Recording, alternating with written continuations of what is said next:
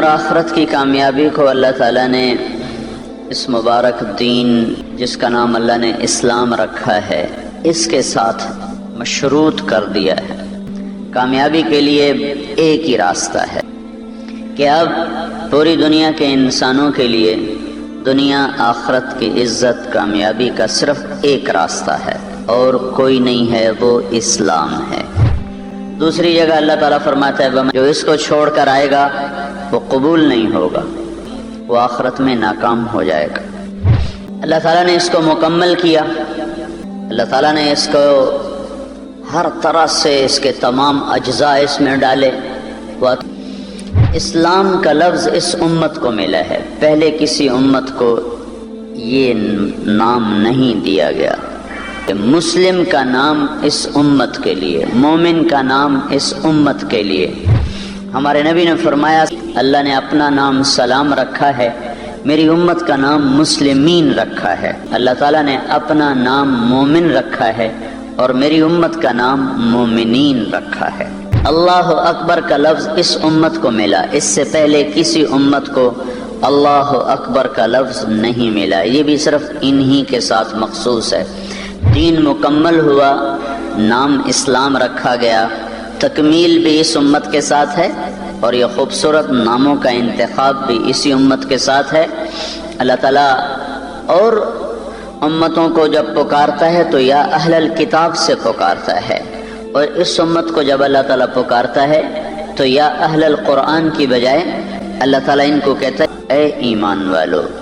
انتہائی عزت اور شرافت ہے اس امت کے لیے کہ ان کو ان کا بنانے والا اللہ سب سے خوبصورت نسبت کے ساتھ خطاب فرماتا ہے، اور یا اہل الکتاب کہنے کی بجائے یا اہل القرآن کہنے کی بجائے اللہ تعالیٰ ان کو کہتا ہے اے ایمان والو۔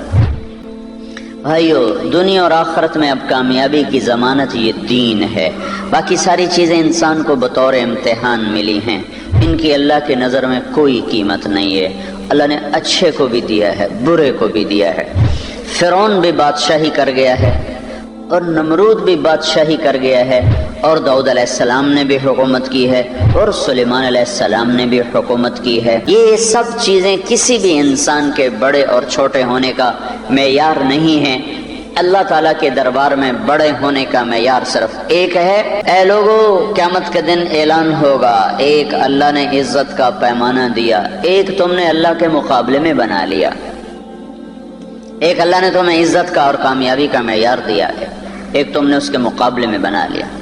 اللہ تعالیٰ کہے گا میں نے تمہیں اعلان کر کے بتایا تھا جو مجھ سے جتنا زیادہ تعلق والا ہوگا وہ زیادہ عزت والا ہوگا، جو جتنا مجھے زیادہ پہچانتا ہوگا وہ اتنا زیادہ عزت والا ہوگا۔ تم نے انکار کر دیا، تم میرے پیمانے تم نے توڑ دیے، میرے معیار تم نے قبول کرنے سے انکار کیا، اور تم وہ بڑا ہے، وہ بڑا ہے، وہ حاکم، وہ بادشاہ، وہ صدر، وہ وزیر اعظم، وہ سپہ سالار، وہ قریشی، وہ ہاشمی، وہ پٹھان، وہ راجپوت، جو اس طرح تم نے اپنے معیار بنانے شروع کیے۔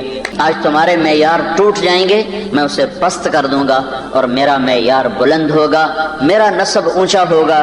تقوی والے کہاں ہیں؟ اللہ تعالیٰ قیامت کے دن جو پکارے گا تو وہ سید، قریشی، ہاشمی، عرب، عجم، ترک، افغان نہیں پکارے گا۔ اللہ تعالیٰ قیامت کے دن پکارے گا تقوی والے آ جاؤ، اور ادھر ہوگا آج مجرم الگ ہو جاؤ، اس میں عرب ہے، عجم ہے، افغان ہے، پٹھان ہے، ایرانی ہے، ترکمانی ہے، وہ پنجابی ہے، سندھی، بلوچی ہے، طرف ہو جاؤ۔ کون؟ نافرمان ایک طرف، مجرم ایک طرف، کون؟ تقوی والے کدھر ہیں؟ ادھر آ جاؤ۔ تو دنیا اور آخرت کی عزت کا معیار اسلام، کامیابی کا معیار اسلام ہے، اور اللہ تعالیٰ ہمیں دعوت دیتا ہے اے ایمان والو اسلام میں پورے داخل ہو، پورے، ادھورے نہیں، پورے داخل ہو۔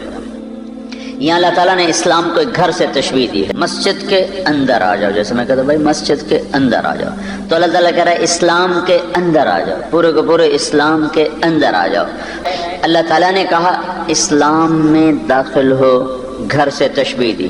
اللہ تعالیٰ کے نبی کی 2 حدیثوں نے اس گھر کی وضاحت کر دی کہ یہ گھر کہاں سے شروع ہوتا ہے اور کہاں جا کر یہ گھر ختم ہوتا ہے۔ ابتدا میں بنیاد ہے، انتہا میں چھت ہے۔